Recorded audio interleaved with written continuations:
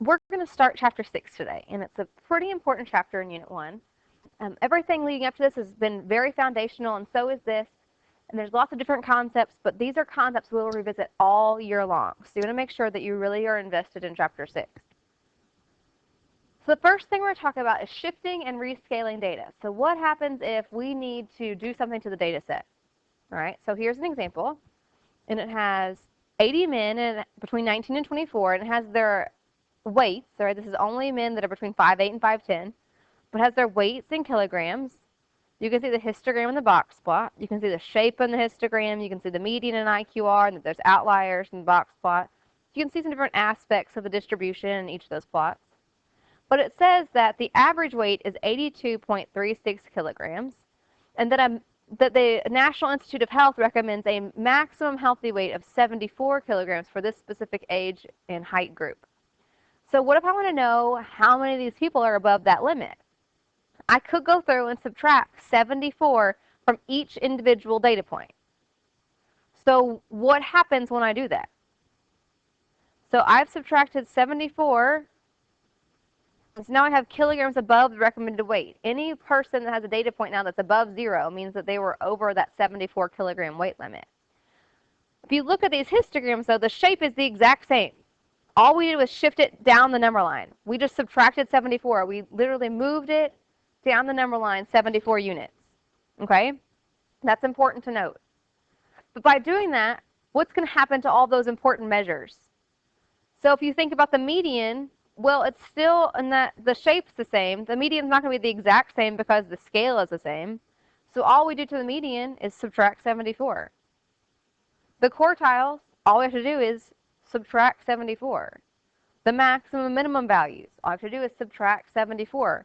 So easy to find those. But the shape is the same. So that means that the range from max minus min, the distance between the maximum and the minimum is still the same. So the range doesn't change. The IQR, the distance between the quartiles, so here's Q1 and Q3 up here, and here's Q1 and Q3 down here. It's the same distance. So the IQR doesn't change.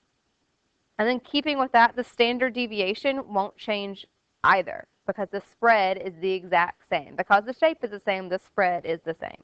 Okay? So it's important that when you're shifting data, and by shifting we mean or adding or subtracting to the data set, okay, then all the measures of position, center, quartiles, minimum, maximum, they increase or decrease by that same constant, but that leaves the measures of spread unchanged, right? So range, IQR, standard deviation, those don't change. So shifting is just adding and subtracting. It makes sense. We looked at the pictures. That all those measures of position, well, the positions actually changed. They moved down the number line. But the spread didn't because the picture, the shape was exactly the same. If we're rescaling data, though, rescaling means we're multiplying. So here's that histogram in kilograms, again, of the men's weights. But we don't use kilograms here in the United States. So what if we wanted to use pounds? Well, it says that there are about 2.2 pounds in every kilogram. So I would need to multiply every single individual data value by 2.2.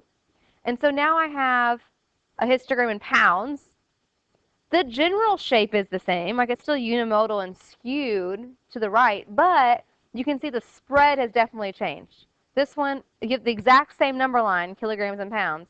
This one is all cramped to one side, and now this one's more spread out in the center of that number line. So the overall shape is the same, but the actual values have been spread apart.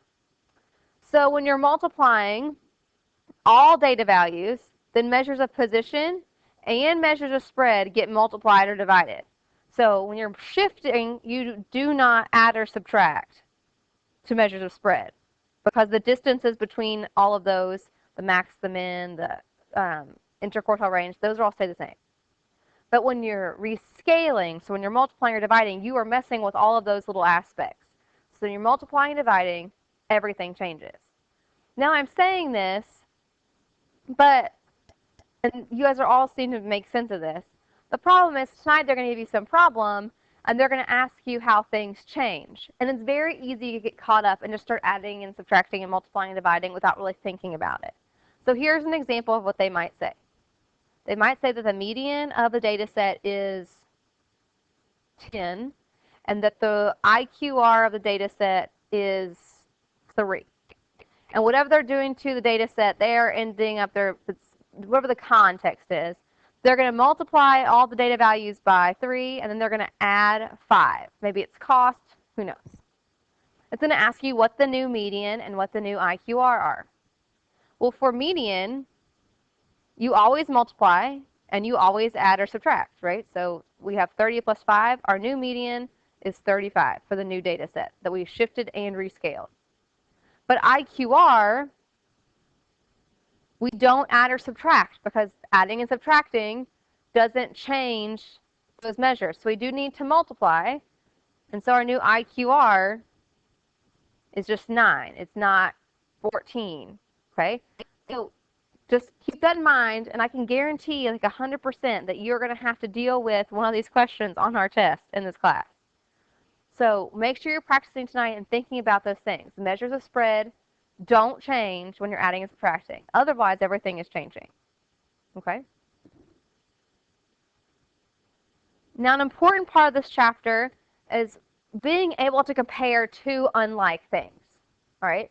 So in the book, our authors use this comparison of two heptathletes. So there's two women, they've competed in 7 events against each other.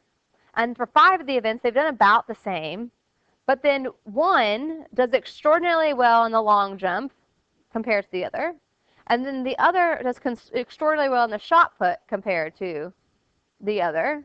Okay, so the red is one individual, the green is another individual. But it's really hard to compare long jump to shot put, right? You can't just say, oh, long jump is better or shot put is better. They're not really measured in the same way. They're not competed in the same way. So you want to be able to compare those things. So right now it's like comparing apples to oranges.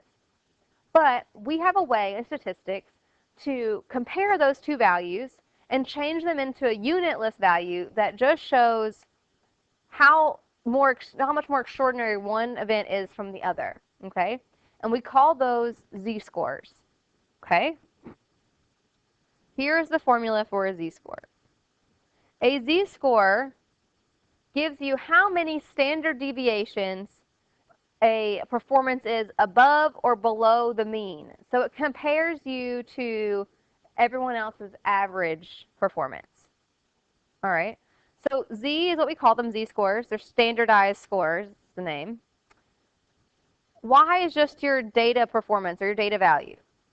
Just how you did, how the long jumper did. Y bar, of course, is the mean, and S is the standard deviation. They're going to give you the mean and standard deviation in the context, and so you'll just have to standardize those scores. So standardized values have no units. So once we compare them, we're not comparing meters to feet or anything like that. We're just comparing two numbers side by side. So a z-score of 2 tells us that a data value is 2 standard deviations above the mean. So it doesn't matter if it was in dollars or seconds or inches or anything. It just says that there are 2 standard deviations above the mean. All right? A z-score of negative 1.6 then means that the data value was 1.6 standard deviations below the mean. All right? So the farther you are from the mean, the more remarkable or terrible you did, right? Depending on the context, like if you're doing the long jump and you have a z-score of negative 1.6, then you didn't do as well as everyone else, and that's probably no good. Okay? So just think about those values. And so, so they found the z-scores for the 2 women that were involved in the long jump and the shot put. And it shows that the woman that did really well in the long jump ends up with a z-score of 2.7. And the woman that did really well in the shot put ends up with a z-score of 2.51.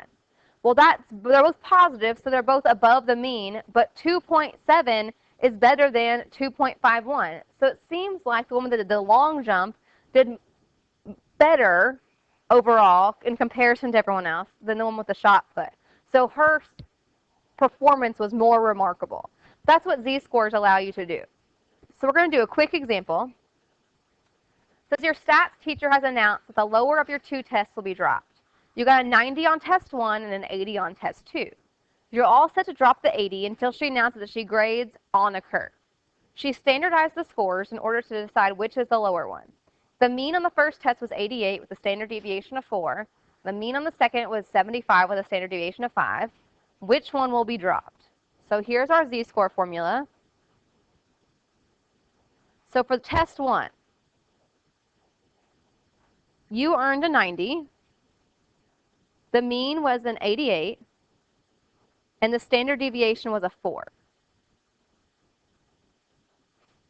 So you got a z-score of 0.5. You did 0.5 standard deviations better than the mean.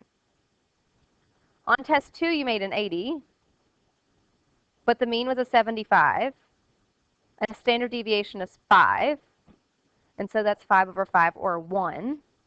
So you had a standard deviation of, you had a z-score of 1, so you did 1 standard deviation better than the mean. So technically, compared to your peers, you did better on test 2.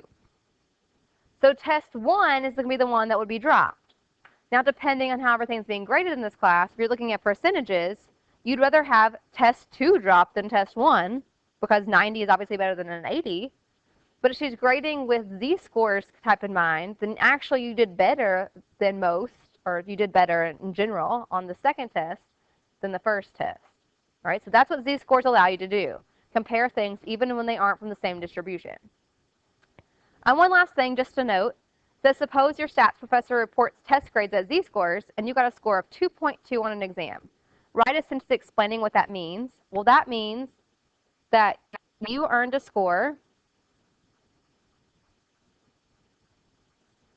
2.2 standard deviations above the mean. That means you did pretty well.